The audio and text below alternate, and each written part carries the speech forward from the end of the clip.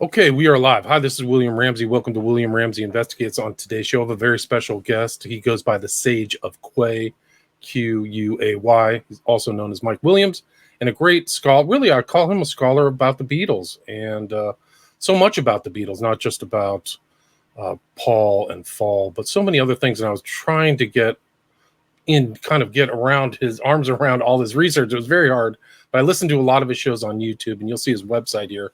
So I'll put a link to his website, sageofquay.com, and also his YouTube channel. And just amazing stuff about the Beatles.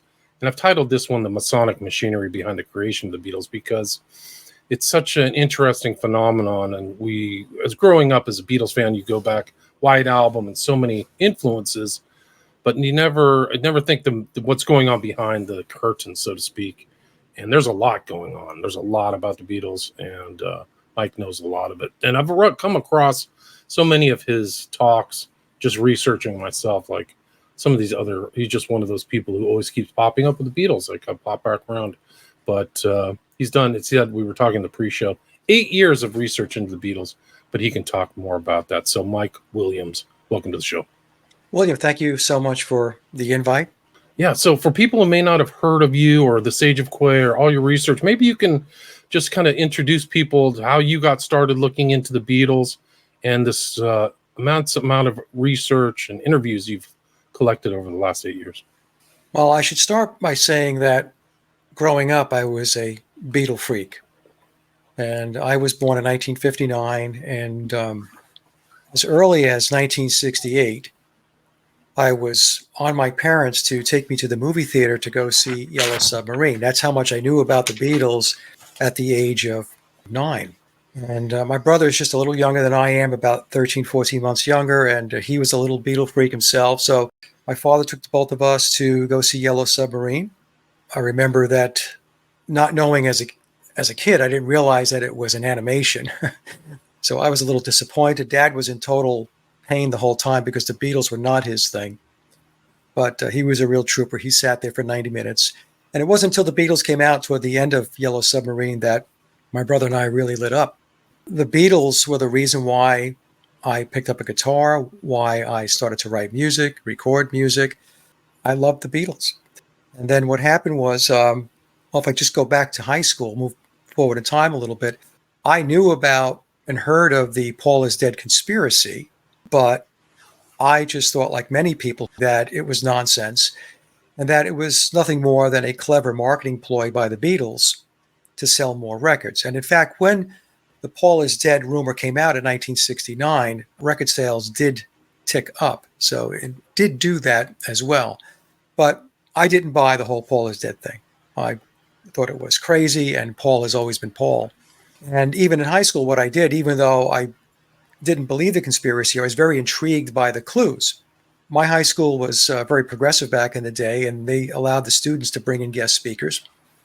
And so I brought in the brother of a friend of mine, Doug. Doug was about 5 years older than I was, and he knew everything about the Paul is Dead conspiracy, all of the clues on the album, the backmasking on the songs and all that. And so I brought Doug in to do the presentation, and I didn't think there was going to be a whole lot of people to show up in the classroom. By the time Doug got started, it was standing room only. So that's how much I was into the Beatles. And then what happened in 2016, I read a book titled The Memoirs of Billy Shears. And I stumbled upon the book as I was perusing in Amazon. I don't even remember what it is I was looking for, but the book popped up as a recommendation. And because I was familiar with the conspiracy and the book is about Paul is Dead, I took a look at the write-up and I thought to myself, well, okay, let's take a look at this. I knew nothing about the book. I knew nothing about the author/encoder, Tom U. Harriet.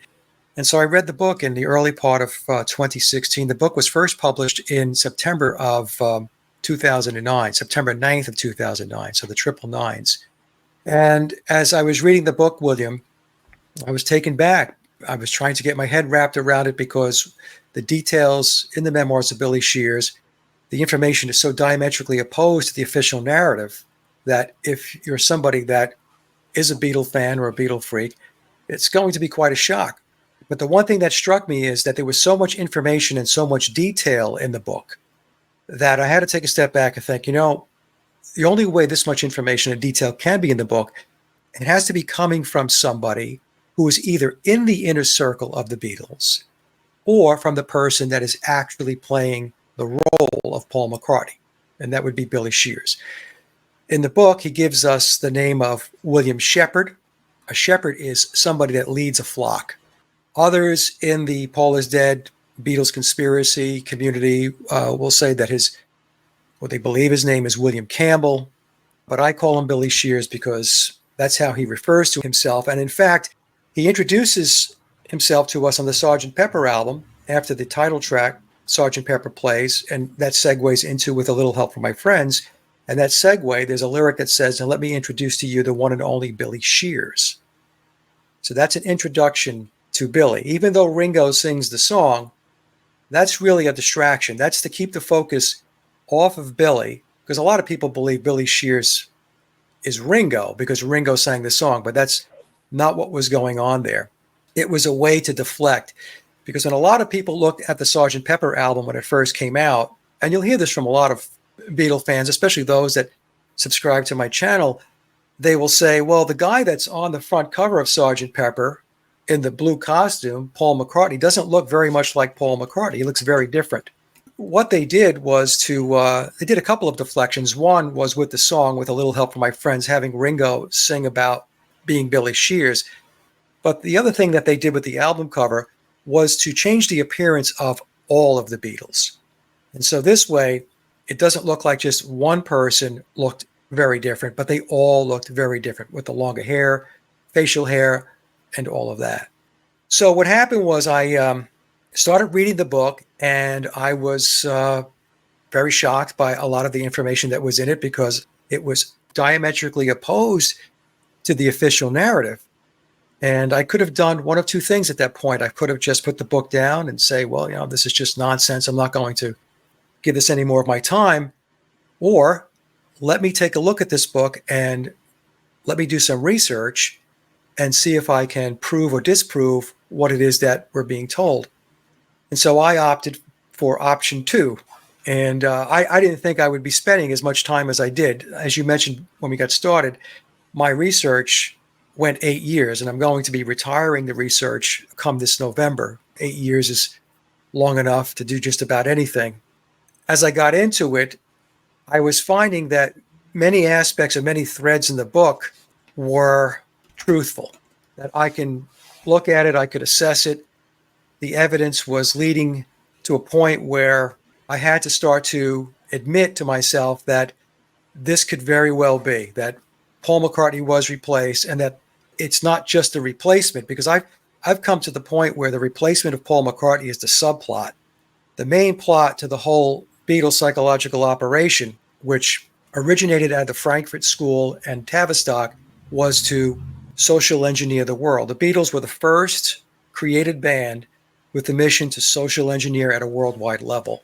And their social engineering had to do with bringing in Aleister Crowley's Aeon of Horus, or what a lot of people would refer to as the Age of Aquarius. But I always have to put a little footnote next to that and explain that it's the elite or the controller's version of the Age of Aquarius, because everything they do is not natural or organic. They're just going to kind of force it through the pipeline. But in order to get all of this done, they had to alter significantly the landscape across the world, especially when it rolled into the United States, when the Beatles rolled in 1964, to break down traditional values and also to dismantle organized religion. And in particular, they had their sights. When I say they, I'm talking about Tavistock, the Deep State, the Committee of 300. They had their sights on Christianity. They had to dismantle Christianity in order to move forward with their, quote, New Age, or Crowley's Aeon of Horus.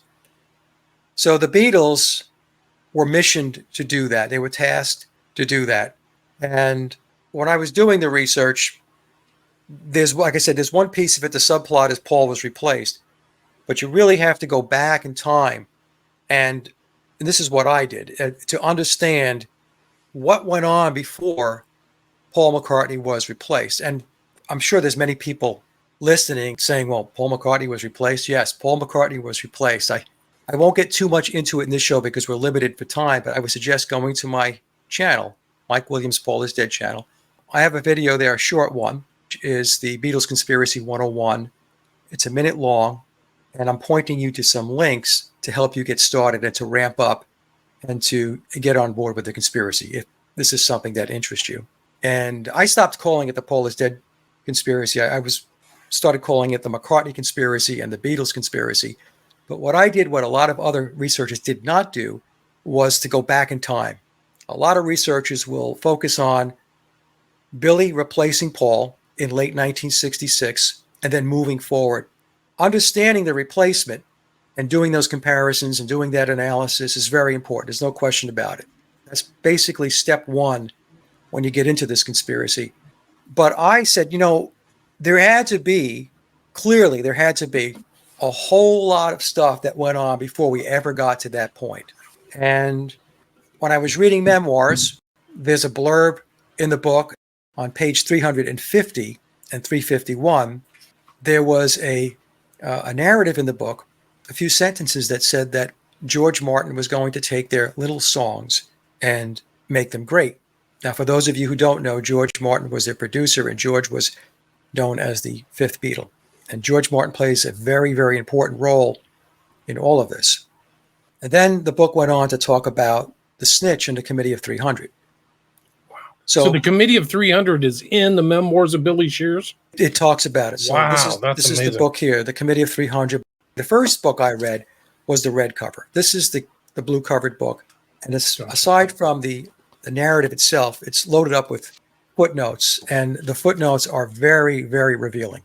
Very revealing. And it's no mistake that this name is a 5 and a 6, right? So you've got Tyler Durden, you've got Harry Potter, which is a whole nother cultural creation in itself, a whole nother show. And then Billy Shears. Like, these are not a mistake. 5, 6, 11, and all that stuff. Yeah. And the book is 666 pages and 66 chapters. Crazy. The other thing is there are many, many Beatles songs mentioned in the book, Beatle lyrics mentioned in the book. Billy's likeness is contained in the book. For those that don't know, you're really running a risk when you write a book and you put the lyrics to songs in a book without receiving permission from the copyright owner. Some people have questioned this and said, well, yeah, you could do that. I said, no, you cannot do that.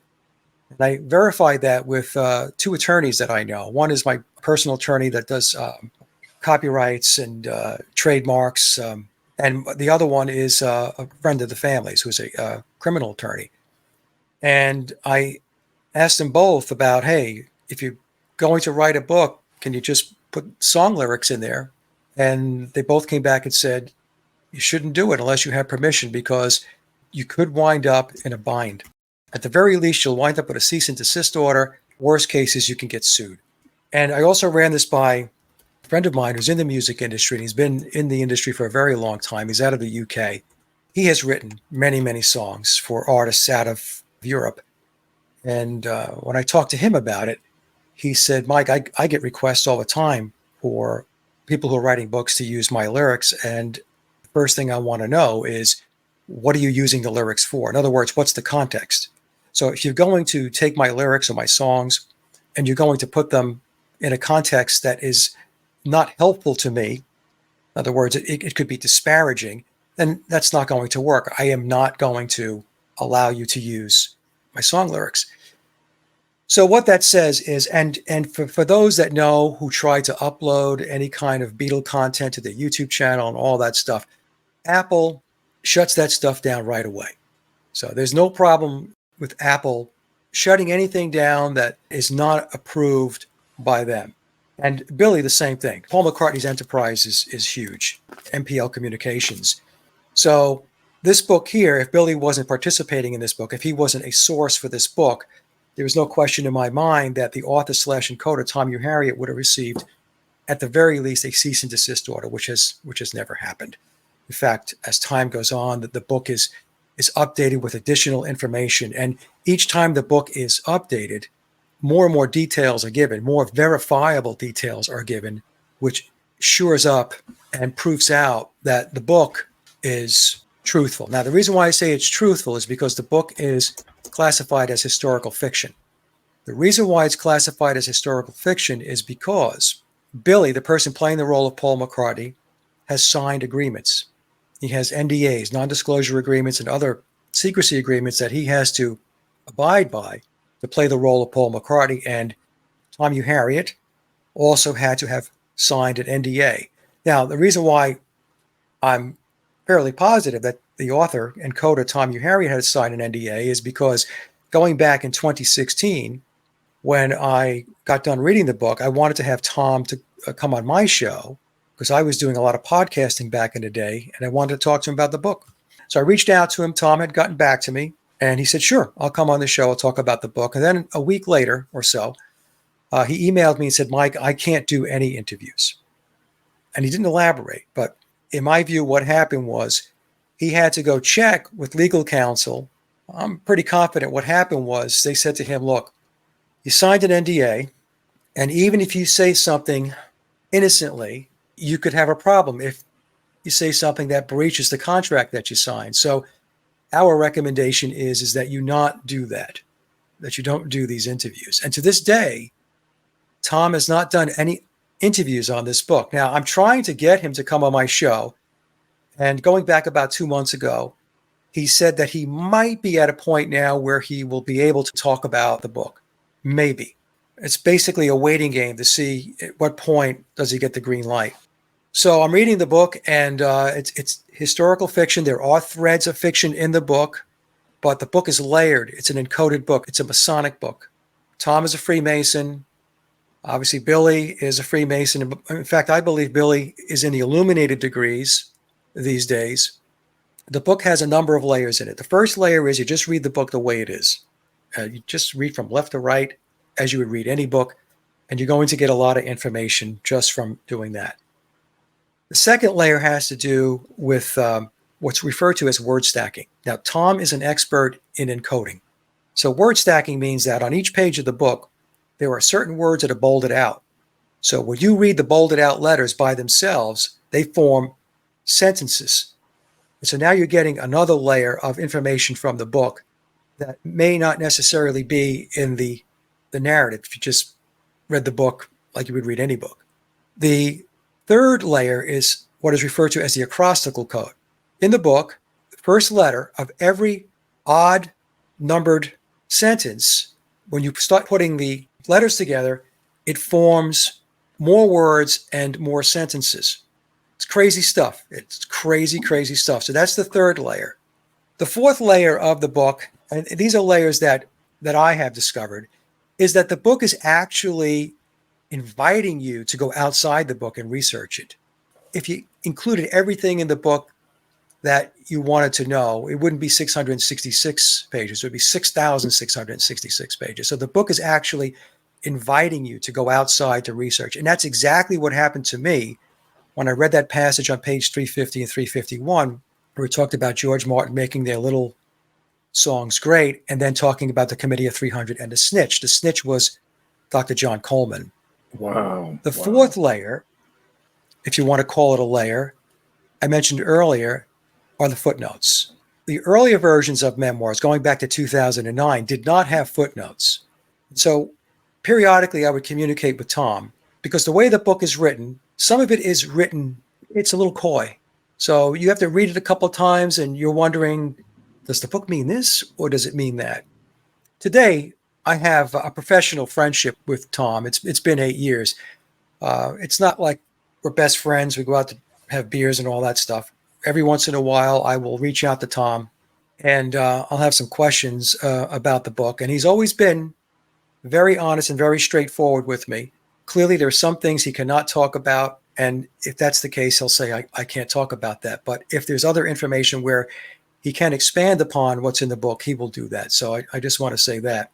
So the footnotes have become more and more revealing over time, very specific, doesn't leave a lot for interpretation. They're just right there for you to read. And recently, another layer was added to the book, which is called the whisper messages. Now, the whisper messages are not on every page of the book, but it's on a good number of the pages in the book. These are typed out sentences in very light font, so very almost subliminal in a way. And when you read the whisper messages, it's now adding even more information. So the conclusion is that what I concluded is that the reason why the book is written this way, obviously, like I mentioned before, it's a Masonic book encoded by a Freemason, Billy being a Freemason himself, and as I mentioned, in all likelihood, in the illuminated degrees. But it's like a big puzzle. And so it's, if you're intrepid enough and you go through the book, all the information that you're really looking for is there. Sometimes, actually a lot of times, it's not easy to see that it's there. It takes a lot of time, a lot of diligence to sit down and to do research and investigation outside the book and start to put the pieces together. So this is what I have done over 8 years, and not just myself. I've connected William into a handful of other researchers, very, very smart people who also have been looking into the book and researching it.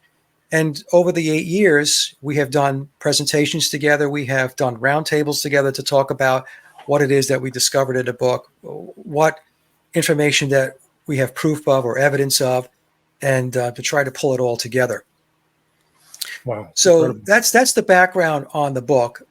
And Didn't Billy Shears say that he studied under Crowley or yes, something? so Yes, I did. in the book, it tells us that he was subjected to ritual abuse.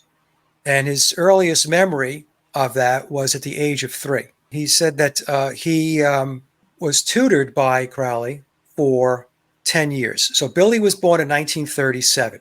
We know this because in the Magical Mystery Tour film, it drops a hint that he's actually 5 years older than he actually looks. That was his way of saying, I'm 5 years older than biological Paul. Biological Paul, when I say biological Paul, we're talking about the original Paul McCartney. I do believe he passed away in late 1966. So Billy was born in 37, and Crowley died in 1947. Now, the book also has passages that would have the reader lean toward the possibility that Crowley could be his biological father. And that could have occurred through any number of ways. What I mean is basically sex magic, because Crowley, as you probably know, William, was heavily into sex magic. That's all he did. It's all all he magic did. And was. then when he took over the OTO, he made it a requirement in order to get to the higher degrees within the OTO. It wouldn't be the only child that Crowley had. I mean, he had 5 known children. Right. It's the known. We can look that up. It's how many are out there that Right. right? Well, I mean, they're not Barbara, documented in Wikipedia. Yeah, we can say Barbara might be the 6th, and maybe Billy Shears. Yes, that's right. So the book leans in that direction, or tries to, I guess, kind of push it in that direction. And I had one of the researchers, Stacy, came on my show, and she did a phenomenal job of breaking down clues within the book. And she made a very compelling argument that he is not the offspring of Aleister Crowley, but his bloodline goes back to the Douglas Hamiltons and the Percy bloodline. This would be blue bloods out of Scotland. And it's too involved to get into here, but I have a presentation that I did with Stacy, and she'll walk everybody through it. It's very, very compelling. She did an excellent job. Now, I can't say with 100% certainty that, nor can Stacy, that she's absolutely correct on this, but I will say that it's the best case of evidence that I have seen to align Billy with somebody with regard to his ancestry, like his mother and father. So it is important. J.K. Rowling says that she's just a simple, single mom, but she has part of the aristocracy of the UK. She keeps that real quiet.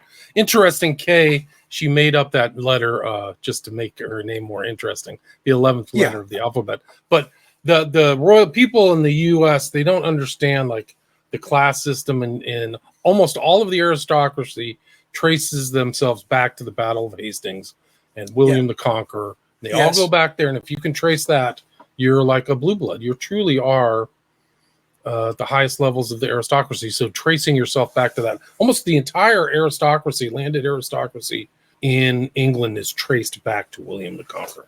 And these bloodlines, many of them, if not all of them, are attached to the occult, to occultism, to the esoteric, to mysticism.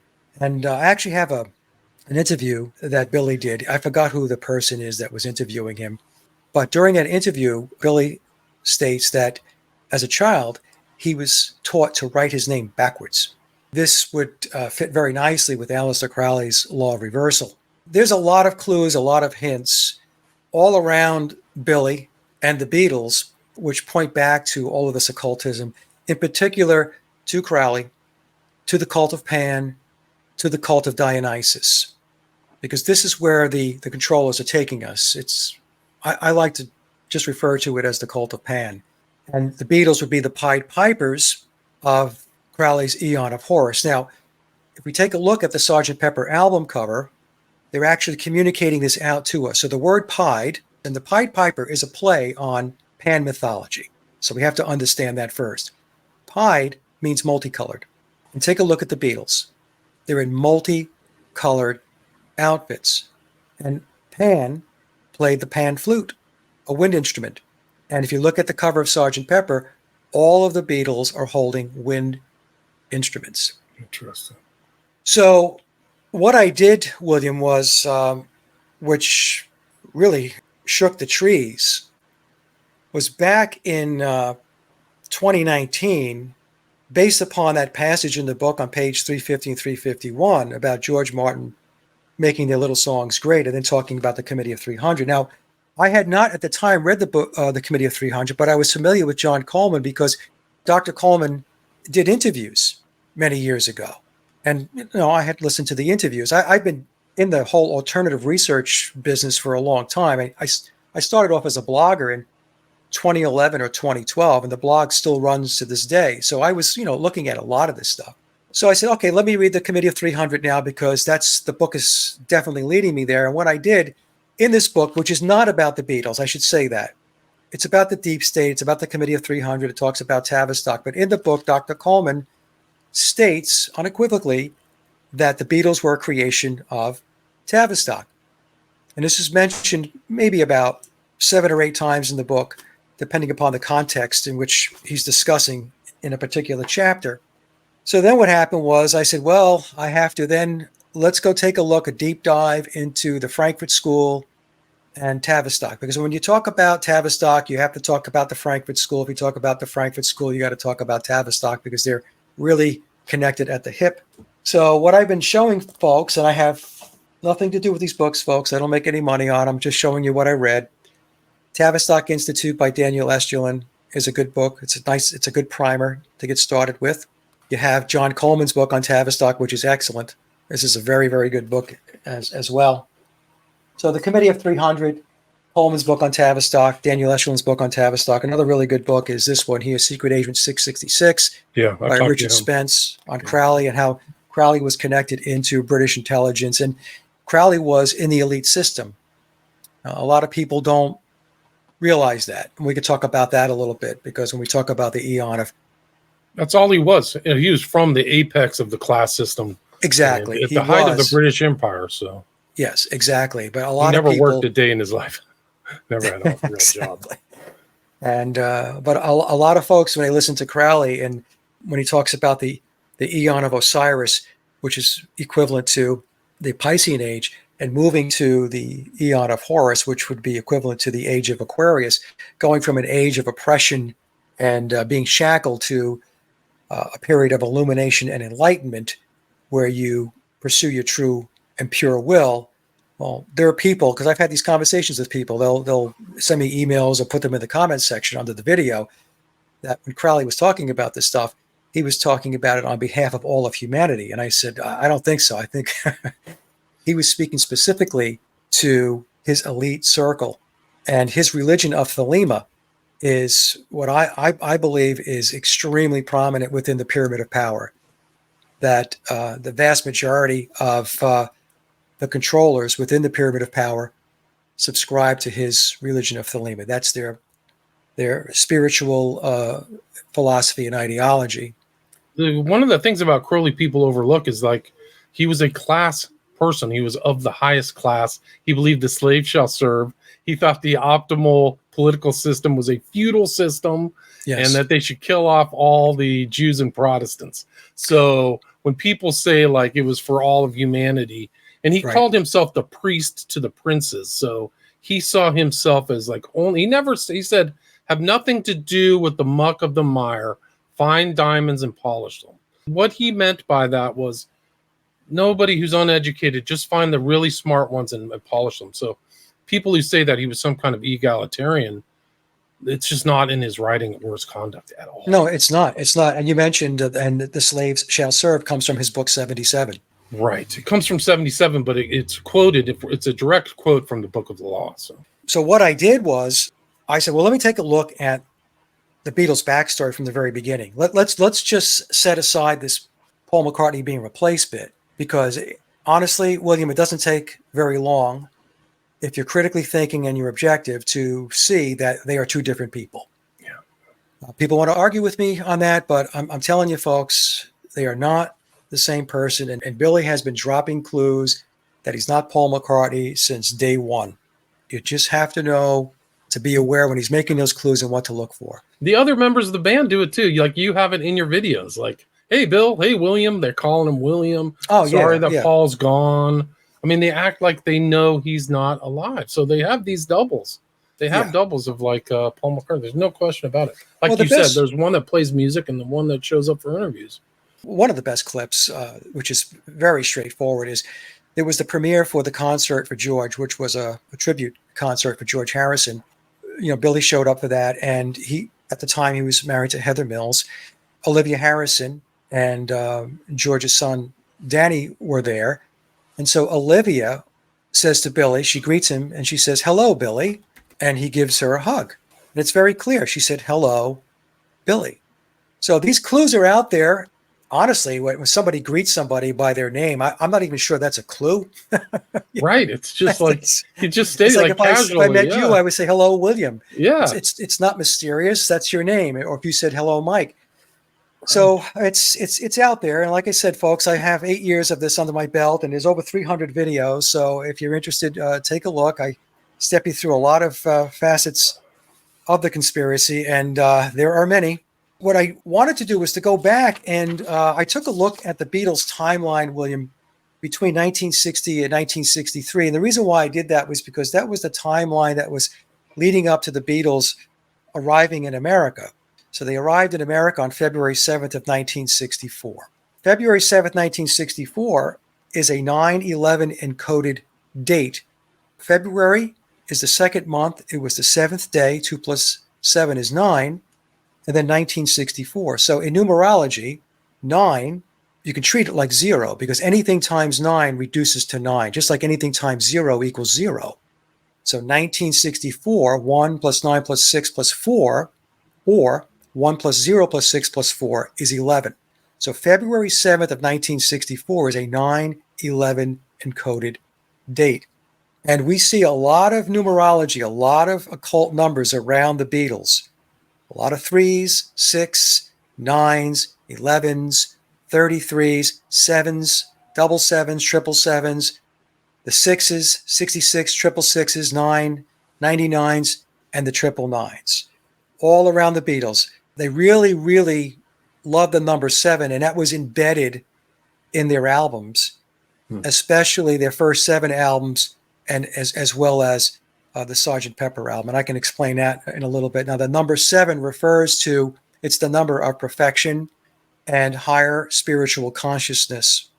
And the Beatles, one of their jobs was to put forth this concept of evolving to higher spiritual levels of consciousness, or enlightenment, or illumination.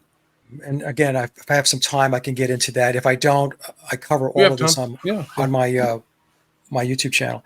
So anyway, the first thing that I took a look at is, well, when did the Beatles really get started, right? So, well, before I get into that, let me just mention this. I have speculated that it's very possible that the Beatles, and I focus mostly on John Lennon and Paul McCartney, because they were the, quote, primary songwriters, that they may have been in mind control programs.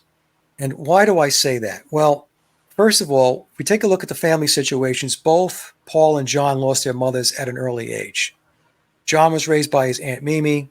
His father, Freddie, was missing in action. He was nowhere to be found. In the book, in memoirs, it tells us there was an uncle. Doesn't mention who the uncle is, that his uncle sponsored him, which means got him into a program and got him into the pipeline.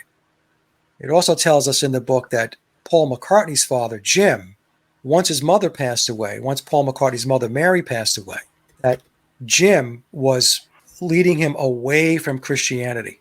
And I was looking at that as possible table setting for what was going to happen in the future for Paul, as far as being in the pipeline, the Tavistock pipeline, to be groomed and handled along with the rest of the band to wind up doing what they did. So with these mind control programs, I mean, it's not always the case, but a lot of times what we'll see is broken families. Parents are not there. Parents die young, or mother dies young.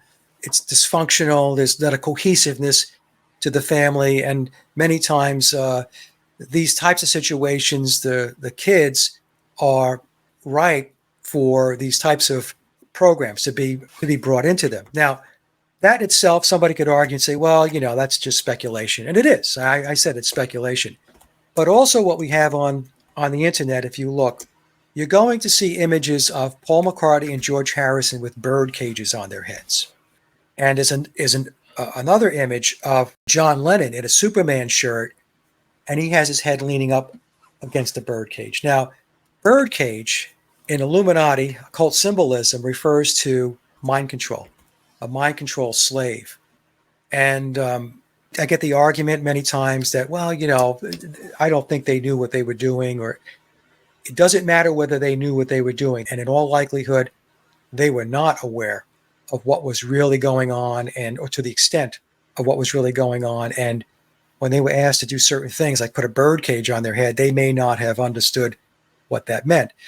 But what's going on there is the controllers are communicating out. There you go. There's the one with John Lennon with the Superman shirt, and then the bird cage. You have to remember, these guys are in their 20s when all this is happening. So early 20s. How sophisticated they are is real up for debate, I would say. Yeah. And the Superman shirt is a reference to the Übermensch. This is something that Nietzsche spoke about. It's the superhuman. And of course, this is what the controllers are all about. They're looking to create a superhuman. When we talk about transhumanism, Yuval Harari talking about and making declarations like they've achieved godlike status, and they're going to do that with their technology and all that stuff. This is what they're referring to. So all of this always goes back in time. Their table setting goes back decades. And then it's a very methodical, incremental march forward based upon social engineering, redefining values and ethics and morals and lifestyle, quite frankly. So people start to assimilate these changes, and it becomes part of their reality or culture. And what I've explained to my audience is what the controllers have done through Tavistock and the Frankfurt School is to deliver to us pop culture, popular culture. Pop culture is something that was fabricated for us to operate in, to keep us detached from our ancestral traditions and culture. They have to eradicate that stuff. So if you're from Spain, you have a Spanish culture, German, a German culture, Italian, Mexican, a Mexican culture. And so what they want to do is to remove that. They don't want you to have these ancestral ties back to your culture. They want a homogenized hive mind state. And pop culture does that. And what is pop culture? Pop culture it's Netflix, it's hot dogs, hamburgers, beer, and ball games. That's pop culture. And they have their Pied Pipers out there. I talked about the Beatles being the Pied Pipers of the Eon of Horus. But all of your celebrities, your entertainers, your bands, your artists, they are all Pied Pipers because you're following them. And people worship Right, their entertainers culture, and their right? celebrities. Yeah. And the Beatles are a cult. I was in that cult, folks. I had a front row pew in the Church of the Fab Four. I was in that cult. And believe me, it's not an easy pill to swallow to break the programming and the conditioning, because we have to look at it this way. The conditioning with regard to the Beatles' official narrative telling us what the Beatles were, which they were not, has been going on for 6 decades, for 60 years. So for 60 years, we've had it pounded into our heads. The Beatles were geniuses. Right. They were these great songwriters. And anytime you ever watch a documentary or you read a piece on the Beatles, what do they always say? That the Beatles were a cultural phenomenon. They changed culture. This is not something that I'm guessing at or speculating. This has been written many, many, many times over. And going back to when the Beatles first hit the world stage, they were talking about how they're changing culture. People back then don't know how revolutionary it was for them to show up with messy hair or mop heads, right? But that's right. So like it was incremental. It was almost like they just like boiled the frog, so to speak, culturally, where they went from mop hair to LSD, heavy drug use, and psychedelic music, so it's really something. It was very incremental, William, the way Tavistock and the handlers pushed the Beatles forward. It started off very basic. So, their first single, Love Me Do, and P.S. I Love You, and then going to their first album, Please Please Me, which was released on March 22nd, which is the 322 Skull and Bones number. Okay. Also, it's Genesis 322. So take a look at Genesis 322. Then going to their second album, the UK release. The UK releases were their official releases, not the Capitol releases in the US. It was the UK releases on the Parlophone label. They were their official albums. Their second album was released in the UK on November 22nd, 1963. It was the same day that John F. Kennedy was assassinated.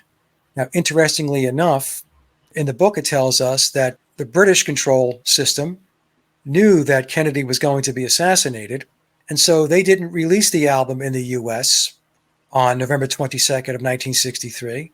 That wound up being Meet the Beatles. The UK version was With the Beatles. They released the album. They waited until January of 1964 to release the album. Did they do it out of respect for what took place on March 22nd of 1963 here in the United States? No, they knew what was going to happen. They did it because they didn't want record sales to be damaged or be overshadowed by the assassination of John Kennedy. So the Beatles, they start, William, in Hamburg in mid-August of 1960. Now, when they show up in Hamburg in August of 1960, they are a very mediocre band, very limited musical talent. Again, this is not something that is my opinion. This is well established. Yeah, this is well established. And actually, Billy, who plays the part of Paul McCartney, has talked about this a number of times in various interviews over the years, that when they were not very good when they were in Hamburg. So at that point, John was 20 years old, Paul was 18, and George was 17 years old. And Pete Best, I don't know how old Pete was at the time, but Pete was in the band at that point in time.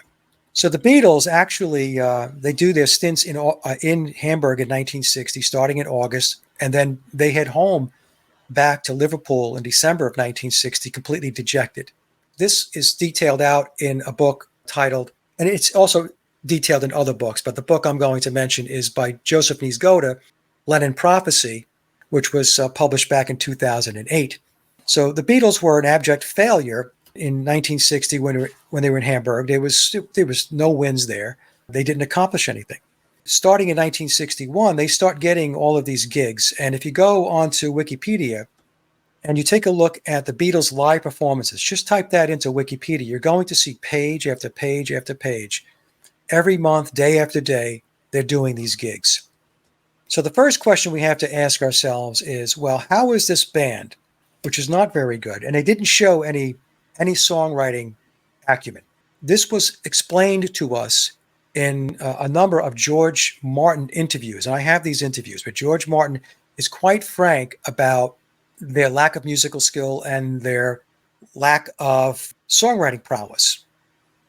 But in any case, so in 1961, they're playing all these gigs and they're just cranking along. And then in November 9th of 1961, that's when Brian Epstein, who became their manager. Alan Williams was their manager back in the Hamburg days. That's when Brian Epstein meets them at the Cavern Club, and the story goes he loved them and he wanted to sign them, he wanted to manage them and all that stuff. So let's just recap a little bit. August 1960 through December of 1960, zero, nothing. January of 1961 through when they meet Brian Epstein at the Cavern Club, still really nothing. They're doing a lot of gigs, but they're playing cover music. They were a bar and club band. That's what the Beatles were. They weren't playing original music. Fast forward from the time they met Brian Epstein in November of 1961 to January 1st of 1962. That's when they had their Decca audition. So now another question is, how does this band, this nondescript band that really nobody knows anything about, other than the fact that they're playing these bars and clubs and with stints over in Hamburg, how did they manage to get time with Decca to do a demo? 15 songs. That's what we're told they did on January 1st of 1962. So they had 12 cover songs and then 3, quote, originals. So those originals were Like Dreamers Do, Hello Little Girl, and Love of the Love. Now, none of those original songs that they allegedly wrote ever made their way onto any of the Beatles' albums when they were together as a band. Those songs made their way onto the anthology album. I think at least 2 of them did. But those 3 that were played on January 1st of 1962 for Decca, not on any of their albums that were released when they were together. Decca turns the Beatles down. Nope, we're not interested. Then Brian Epstein takes the tapes over to George Martin, and I believe that was in February of 1962. George Martin says to Brian Epstein, I'm not going to sign him either. Based upon what you're showing me, I'm not interested. Then something happens. The Beatles wind up signing a contract with EMI in June of 1962. So the question becomes, what the heck happened between February of 1962 when George Martin turned him down and June of 1962 when he signs a contract to bring them on board to the EMI Parlophone label? That's a good question.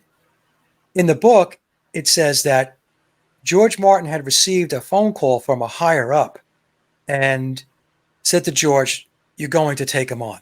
We're going to sign them. Now, who that phone call came from, I don't know. At the time, George Martin was working for a guy by the name of Len Wood. And Len Wood reported up to the chairman of EMI at the time, which was Sir Joseph Lockwood. So that phone call either came from Len Wood or Joseph Lockwood. And if it came from Len Wood got it from Joseph Lockwood. That would be my guess. So it's quite possible at the time when George Martin turned him down that he was not yet brought into the loop as to what the plan was for the Beatles. So he turned him down. They weren't a good band, and he wasn't going to spend any time with them. But then he got the phone call. So what happened between February and when George Martin said, I'm not going to sign him, and then in June when he did sign them, is the Beatles started performing for the BBC in March of 1962. So here's another question. How did this band, this bar and club band that was playing cover tunes, how did they land a gig with the BBC in March of 62? And that ran through 1965. So the BBC sessions ran through 1965. So let's just think about this for a moment. Turned down by Decca, turned down by George Martin, and then BBC says, yeah, come on to the BBC and we'll do the live at the BBC shows. And then 3 months later, they're signed by EMI.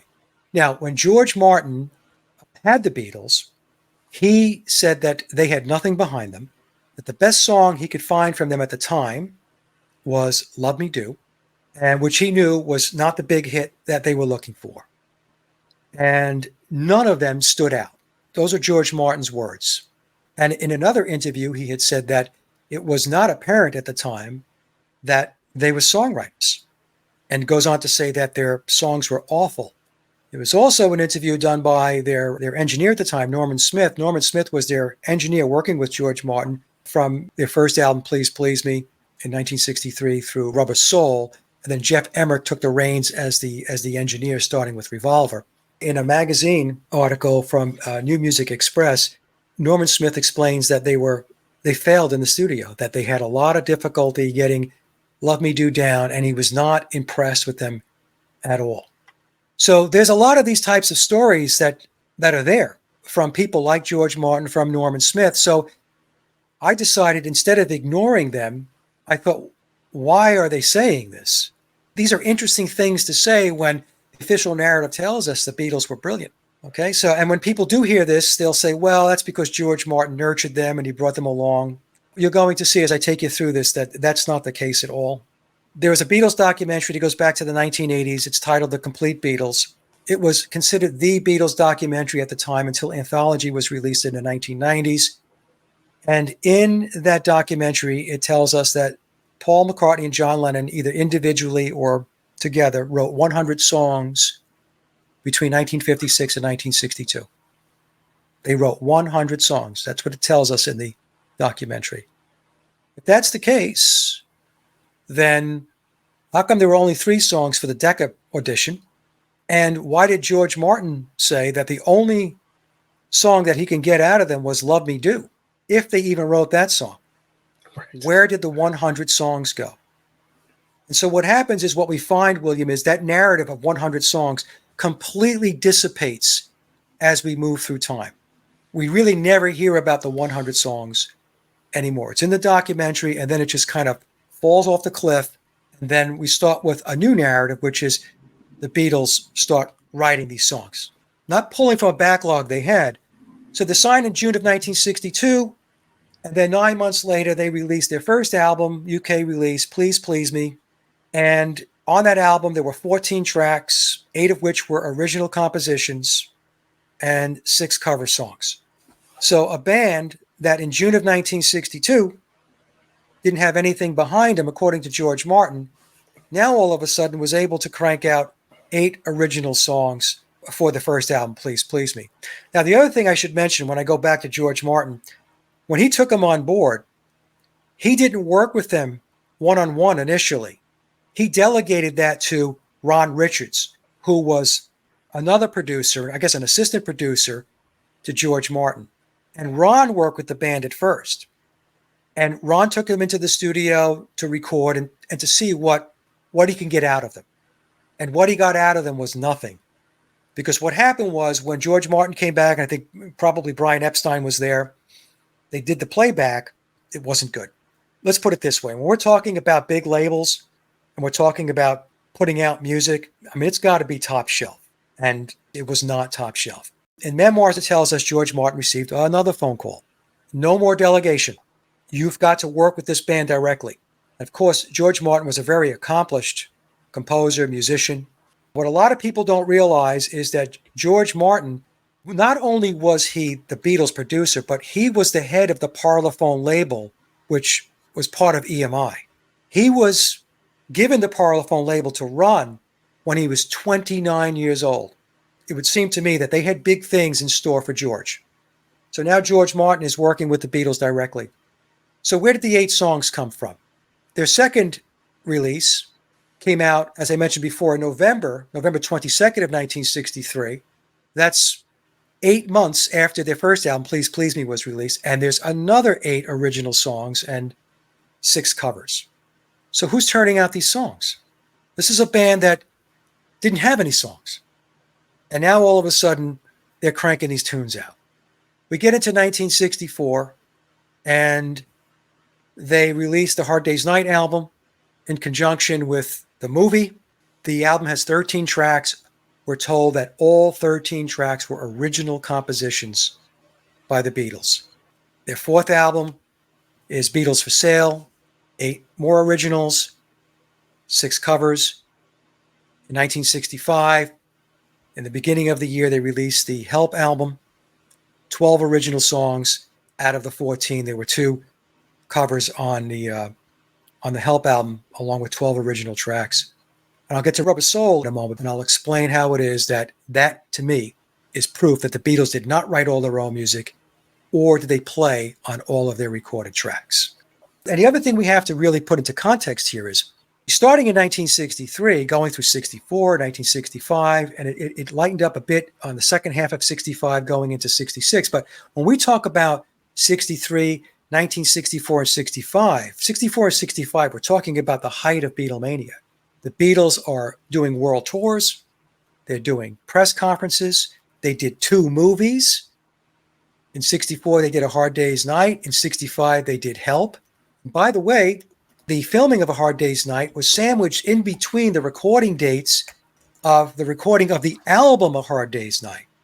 So not only are we told that they were in the studio writing and recording music for the album, but they were also on the film set filming the movie. And it's the same exact thing that took place in 1965 with Help. The filming for the movie Help was sandwiched in between the recording periods, the beginning and end dates for the recording for the Help album. So the question becomes, where are they finding this time to write music? Now, when we get to Rubber Soul, it gets to be very interesting. So the story behind Rubber Soul is that the Beatles had come off their U.S. tour. They ended the tour, concluded on August 31st of 1965. Then there was a 6-week period. They were on holiday, vacation. In Mark Lewison's book, it tells us that it was free time. There was no work, which means they were not writing music. A lot of people like to say, well, that's when they were writing the music. The official narrative does not tell us they were writing music during that 6-week period of time from when the tour ended to when they entered EMI Studios on October 11th of 1965. They were not writing music. So they get into EMI on October 11th of 65. The October 11th date is Scott Fryman, who does the Deconstructing the Beatles DVDs presentations. That's the umbrella title, Deconstructing the Beatles. And then underneath that, what he does is he deconstructs each one of their albums. So they show up October 11th. October 12th is when they start recording, and they have to wrap up by November 11th. And they actually wrapped up into the early morning hours of November 12th. So for the sake of putting this together simplistically, let's just say October 11th through November 11th, a 30-day period of time, the Beatles came into the Rubber Soul sessions with essentially no backlog of music. They had no songs. Now, if we look at the official narrative, they'll tell us, well, they had a little bit of Michelle. They had a little bit of We Can Work It Out, maybe a little bit of another song. So essentially, they were on the hook for 14 original songs for the album and 2 more songs for a double A-side single, which was Day Tripper and We Can Work It Out. So the Beatles had to write, learn, and when I say learn, if John wrote a song or Paul wrote a song, they then had to bring it to the band, and the rest of the band had to learn the song. They had to write, learn, rehearse, and whenever you rehearse a song, there is give and take. There are going to be changes. You're going to have input from the rest of the band members, and you're going to have to work through the song. Then the songs have got to be arranged, and then when you're ready, you're going to record. They're going to push the record button, and the songs get recorded. After the songs get recorded, they get mixed down. So when some people want to argue with me and say, well, they didn't have to write 16 songs. They had some songs. In Mark Lewison's book, he says that they had to write more than a dozen songs. And what I explain to folks is whether we're talking about 12 songs, 14 songs, or 16 songs, when we're talking about writing 10, 12, 14, or 16 songs from scratch, that is an impossible task.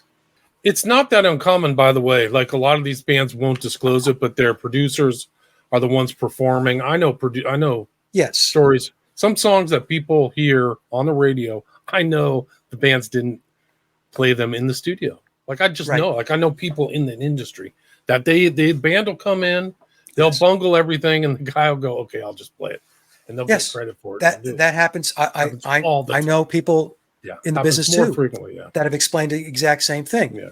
The guitar track will be laid down by the person in the band. They play it back. Like that does not work. The drummer's hung over or something. It's like, we got to get this done. I'll do it. It's either the producer does it themselves, or they bring in a ringer. They bring in a studio guy, and they say, "Here, this is what we need you to fix. So let's just delete that track and just don't talk about it." They don't talk about it, right? Now, here's the thing that we have to understand. So with the Beatles' schedule, a very hectic schedule, all of their concerts worldwide, we're talking about Japan, we're talking about Australia, we're talking about the US, they're everywhere. press conferences, 2 movies. They still found time, we're told, to write the music for the first 5 albums before we get to Rubber Soul. And something really weird happened after the Help album in the early part of 1965.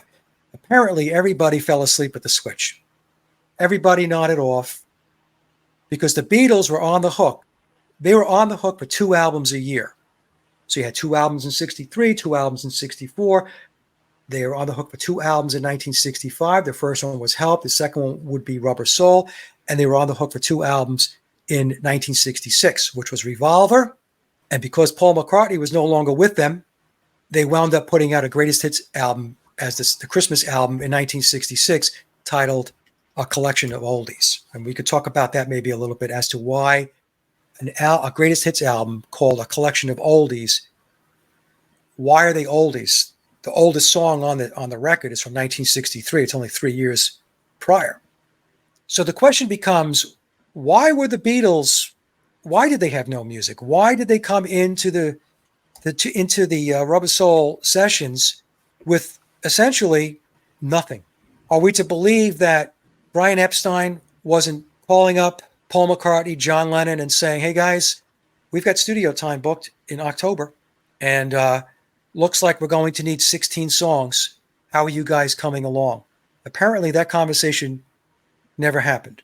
And also, you would think that George Martin would also be asking that question and making a phone call to either Brian Epstein or the band members themselves, primarily John Lennon and Paul McCartney. How are we coming along, lads, with the music? Because the album's got to have 14 tracks, and we're also going to release a single with 2 additional songs. So 16 songs.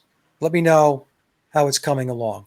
Apparently, that conversation, that dialogue never took place. So they come into the studio and going to write from scratch now. Now, let me just explain a couple of things here. There were 2 interviews in 1966, about a year later, where Paul McCartney really let the cat out of the bag. He dropped some bombshells. The first interview was in June of 1966 at the Hilton in Japan. He was asked a question by the press about their songwriting and their musicianship, and Paul said that we never said we were very good musicians. We're adequate. And then there was an interview with the BBC on August 5th of 1966. That's the same day that Revolver, their 7th album, that's the album after Rubber Soul, was released. And in that interview, Paul said that we're limited as a group. We're the first to say we're not all that good musically. And also in that interview, when he was talking about, I'm assuming he's talking about the Revolver album because the interview took place when Revolver, on the day Revolver was released, he said that with the last LP, meaning Revolver, we took weeks to try to get just 1 song written. Now, if it took weeks to get 1 song written, how in God's name are you going to get 16 songs written in 30 days? Because 30 days is weeks. It's 4 weeks. It's plural. Also, in that interview, Paul dropped another bombshell. The official narrative tells us that the Beatles were prolific songwriters and they were writing all the time. It didn't matter if they were on the road, they were writing music. If they were on a bus, they were writing music. If they were in a restaurant, they were writing music. When they were on film sets, they were writing music. They were writing music all the time. They were writing music when they had holiday. They were a perpetual songwriting machine. That's the official narrative. Most people will recognize, at least to some level, that's what we're told about the Beatles.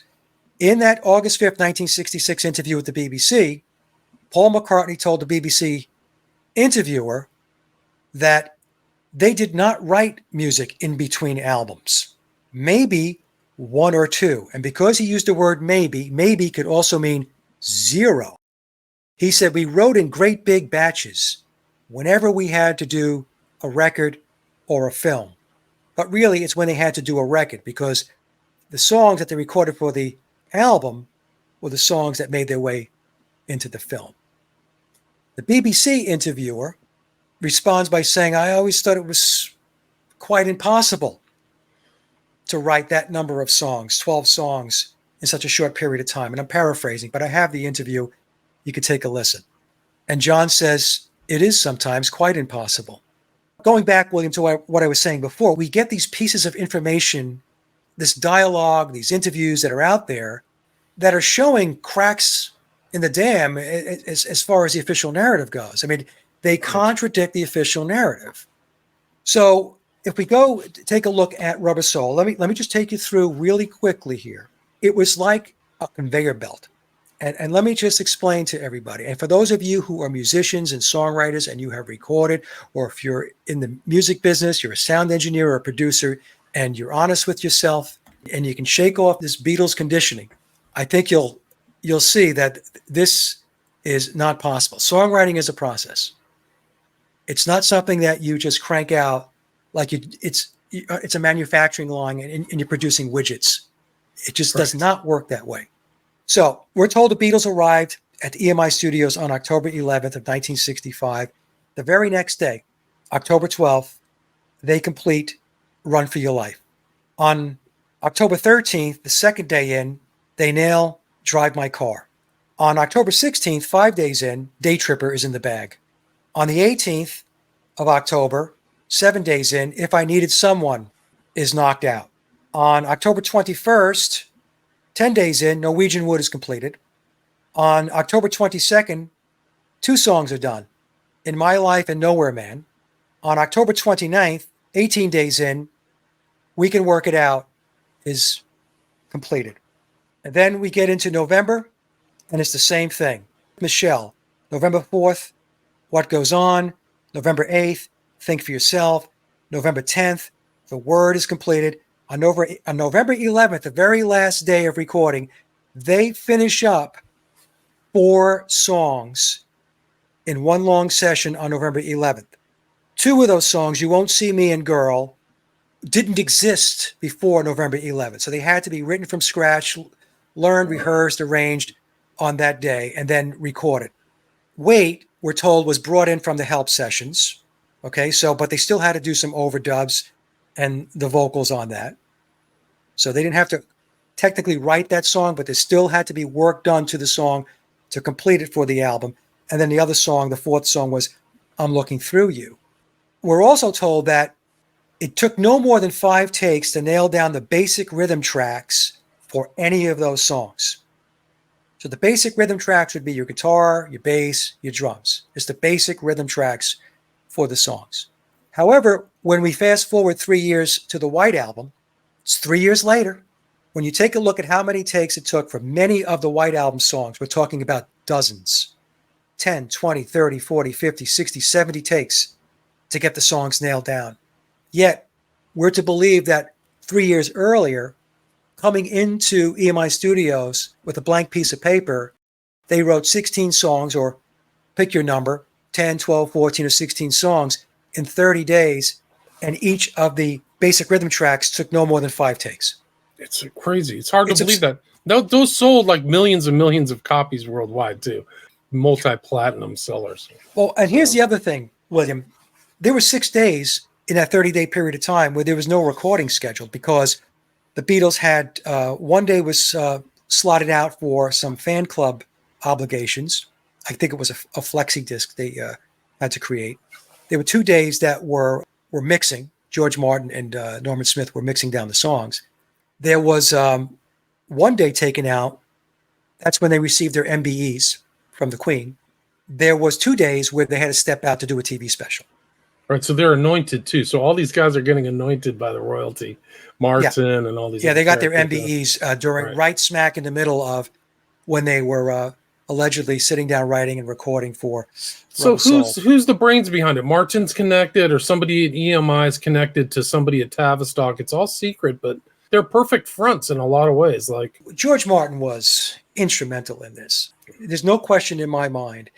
Some people believe that Theodore Adorno from the Frankfurt School, and again, the Frankfurt School and Tavistock were connected at the hip, wrote all of their music. And in my big presentation, going back to April of 2020, I had to disagree with that. Actually, Coleman says that. Coleman says that, yeah. That Adorno wrote all the music, but there are other researchers that subscribe to that. I don't. Where's the proof? Where's the proof that Adorno? He was like a hardcore intellectual. Where's his artistic skills and musical skills? He was also a musician. Theodore Adorno, he was a composer. He spent a lot of time with what is referred to as atonal music. This is music that doesn't have a root. The best way for me to explain atonal music to somebody is if you listen to the old horror movies and you hear the piano in the background and it's just basically, it's scattered, it's all over the place. It doesn't seem to have a root or a center. That's atonal music. But there's a reason why Adorno was playing with atonal music, because he believed that from chaos, you create order. So you had to force the chaos in order to have the order emerge. But that's a discussion for another day. Adorno was well equipped to compose and to write music. Now, do I believe that he was sitting down writing every Beatles song? No. What I think happened is that Adorno was overseeing the project, and that doesn't mean that he did not contribute songs. He was overseeing it from a social engineering, social scientist perspective. And he was working with George Martin directly. And between the two of them, because I believe George Martin was also writing songs for the Beatles, one of them being Michelle. I have an interview where George Martin says the guitar part, the lead part in Michelle, he says, is my composition. So he's taking credit for at least part of the song for Michelle, but I believe it's very possible that he wrote the entire song. I think what happened was the way they had it set up was you had Adorno and you had Martin. Think of George Martin as the managing director, and underneath them were maybe a half a dozen crack songwriters that were dedicated to the Beatles project. Now, back when I did my April presentation, April of 2020, did the Beatles write all their own music? I was working with somebody he's very accomplished and very astute in the music industry, and as well as a musician. He went back and he was listening to the Beatles' early music, 62 to 66. He deducted that he thought that there were two styles in play. In other words, there was maybe 2 to 3 songwriters that were dedicated to John Lennon style songs, and another 2 to 3 songwriters that were dedicated to writing Paul McCartney style songs. I think that that's likely how it worked. I really don't believe one person wrote all the songs. You have to have a pipeline of stuff coming in so that you can assess it and decide which songs are the songs that you're going to go with. Right, makes sense. Yeah. So what happened with Rubber Soul? There's 2 problems with Rubber Soul. The first problem is writing 12, 14, 16 songs in 30 days. It's just not possible. No, it's not. Not of that caliber, not of that fame and caliber. That's the thing. And that's what I explain to people. If you want to argue that you can write 14, 15, 16 songs, okay, but what are you looking for? Are you looking for an album with 1 decent song and 13 filler tracks? That's not what the Beatles turned out with Rubber Soul. Rubber Soul is considered a pivotal record, not only for the Beatles, but for rock and roll itself, along with Revolver. These were turnkey albums as far as pop music goes. It wasn't an album full of junk. Right. Tomorrow Never Knows, this weird stuff. Where did they get all this influence from these other musical instruments? It's a mystery. Like, these are young kids. They didn't go to music school or go to. No, they have no formal music training. They have no formal training in music theory.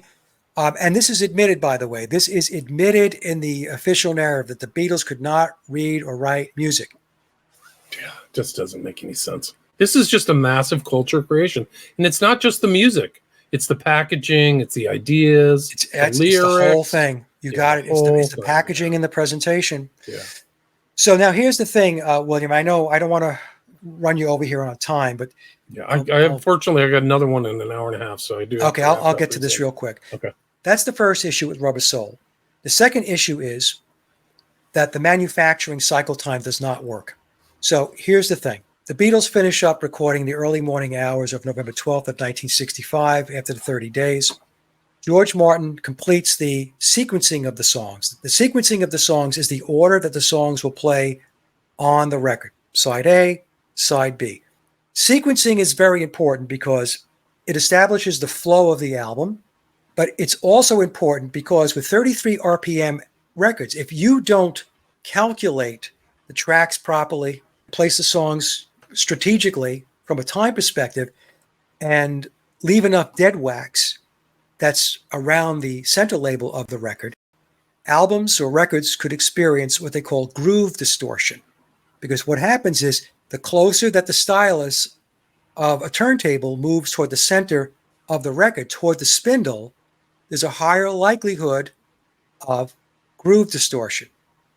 So I'm letting people know this because it's not just a matter of just slapping a list together and saying this is the sequencing. This is looked at very carefully to make sure that they minimize that occurrence. And quite honestly, depending upon the quality of your stylus on your turntable and all that stuff will make a big, big difference. But I'm just saying there's a science behind it. So George Martin finishes the sequencing on November 16th of 1965. The very next day, we're told that on the 17th of November of 65, the final mono lacquer is created. Now, the vinyl lacquer is what is used to start the pressing process of the vinyl. The Beatles had to get, or EMI had to get the record in stores by December 3rd of 1965. So from November 17th of 1965, that's really when the manufacturing process begins, when the lacquer is finalized, because that's when the pressing process can begin, to December 3rd of 1965, we're talking a little over 2 weeks.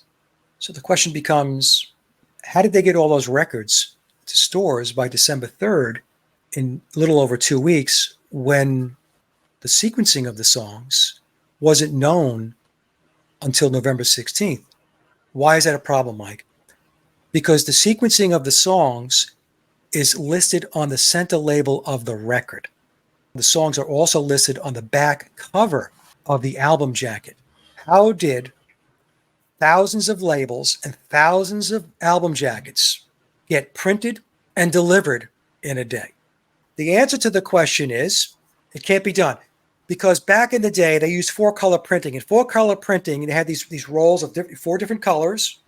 I was told by a person I work with who is still in the business and has been in the business for a long time and is very, very well versed in the vinyl process and the album covers and all that stuff and the printing. It took a week for the ink to dry, 1 week alone, for the ink to dry on the album covers before they can handle them and do something with them, ship them, and then send them over to the plant so that the records can be inserted. And I was also told that the typical process took 8 to 10 weeks from the time that the lacquer was finalized. It took, let's just say, 2 months before you can get that record out. If the lacquer was cut on November 17th or it's January. So the question becomes, how was this done? Because the records did get to the stores. Here's how it was done. This is what I concluded. All of the songs were pre-written by ghostwriters. And those songs were recorded by George Martin while the Beatles were out doing their tours, doing their press conferences, and being on film sets and doing all that stuff. George Martin was behind the scenes with the music already written, bringing in the studio players and recording the instrumental tracks. They were done. And because the songs were written, the song titles were already known. And because the songs were already recorded, the instrumental tracks, they knew the run times of the songs. So they knew the song would be 2.5 minutes, 3 minutes, 3.5 minutes. That allowed for the sequencing work to get done. So the sequencing wasn't done on November 16th of 1965. It was done weeks before that. So songs were written, the instrumental tracks to the songs were recorded, the sequencing was known, song titles were known, printing process begins. Now you can submit the requirements to have the center labels printed and the album jackets printed and have them on standby for when the Beatles finish the vocals. So what the Beatles did for 30 days at EMI between October 11th and November 11th of 1965 was record the vocal tracks. They were singing to the instrumental tracks that were already pre-recorded. So their job was to nail the vocals in 30 days. So when Paul McCartney was saying that we had to write songs, we wrote songs in great big batches, I think what he was telling us is we had to learn the vocals to those songs in great big batches. And when the songs came in, the instrumentals came in, I don't think there's any question there needed to be guide vocals so that they can learn the songs and then they would put their vocals onto the recording. And so then what George Martin was able to do once the Beatles completed the vocals, because remember now, folks, the instrumental tracks are done. Now, once he had the vocals done, all he needed to do was to mix the vocals with the instrumental tracks. And now he's got the complete song. The other thing that we need to understand is that the center labels on a 33 RPM record are pressed at the exact same time that the record is pressed. Because some people wanted to argue with me and say, well, maybe the labels were added later. No, that's not the process. And I have these videos, by the way, in my presentations. I show you the pressing process. The labels go on at the same time the vinyl is pressed. And then once the vinyl is pressed, it goes off and it's inserted into the sleeves. Then they start to package the albums and stage them for distribution. And then they get them out to the retail outlets. And remember, back in the day, there was no internet, there were no online stores, there were no box stores. Everything was small mom and pop retail outlets that they had to get those songs out to. So there was a lot of trucking going out of the EMI plant. Tons of distribution, yeah. Yeah, to get those records out. So what Rubber Soul, the way it worked is, and I believe, I'm going to say I know, that was the process for all of the Beatle records between 1962, I'll say 62, going into 63, because that's when Please Please Me was released, right through Revolver. Here's another thing that a lot of people probably don't know. After Revolver, that's the album after Rubber Soul, the Beatles went on tour. When they went on tour, they did not play one song from their newly released Revolver album. Not one song, not one track that was on the Revolver album was played live at the concert. Now, why do you think that is? The answer is because they didn't know the songs. They were not taught. They did not learn how to play the songs. So what happened was when the Beatles were taught to play songs to take out on the road. So they would have sessions where they would learn and rehearse these songs, and that's what they would take out on the road. I did a little analysis, and I mean, it's not scientific in any way, but I was taking a look at all of their set lists and trying to figure out, okay, how many songs out of all of the songs that were available to them at the time did they play in concert? They played maybe 25% of the songs, 25 to 30% of the songs that were released by them, original compositions I'm talking about. Right. And the other thing is with their concerts, they were 30 minutes. In most cases, the set list consisted of 11 songs, typically 9, quote, original compositions and 2 covers. Not very long songs either. You know, these are not like 5 2.5, minutes, 3 minute songs. Yeah, 2.5. That's what I got into. Yeah. And of course, when I released my presentation in April of 2020, it caused a big ruckus. You're dispelling an illusion that these guys are some of the greatest artists of all time. Well, I will say this to make Beatle fans feel a little better. John Lennon and George Harrison wrote more of their own material going forward from 67 into 1970, the Billy period, and they played on more of the recorded tracks. But the Beatles were still using ghostwriters and session players even during that period in order to fill out the music. Wow, incredible. I have a clip of Glenn Campbell. Glenn was with the Wrecking Crew, a guitar virtuoso.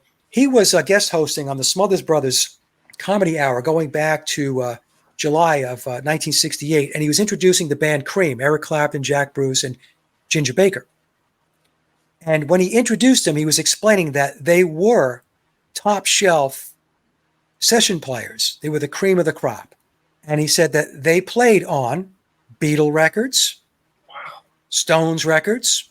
So Glenn let the cat out of the bag. Yeah. Another person that has been talking about playing on Beatle records since the late 1970s is the legendary drummer, studio drummer, who drummed for Aretha Franklin for 25 years, Bernard Purdie. So Bernard came out and said that he drummed on 21 Beatle tracks from the early albums. And Bernard has never pulled back from that statement. Wow. He also said these are that just the ones who kind of came out. This is just the ones who've disclosed. Ones that came out. And I was contacted by a person that I had been communicating with for a while before I released my big presentation back in April of 2020. They wrote me an email and they said, well, Mike, now that the cat is out of the bag, let me just tell you that Ronnie Verrill, the great session player, drummer out of the UK, also drummed on Beatle records. Another Paul is Dead researcher did some work for a professional drummer, studio drummer out of the UK, and they had a discussion. He told my friend, my acquaintance, that another Beatle drummer was Alan White, who played for Yes.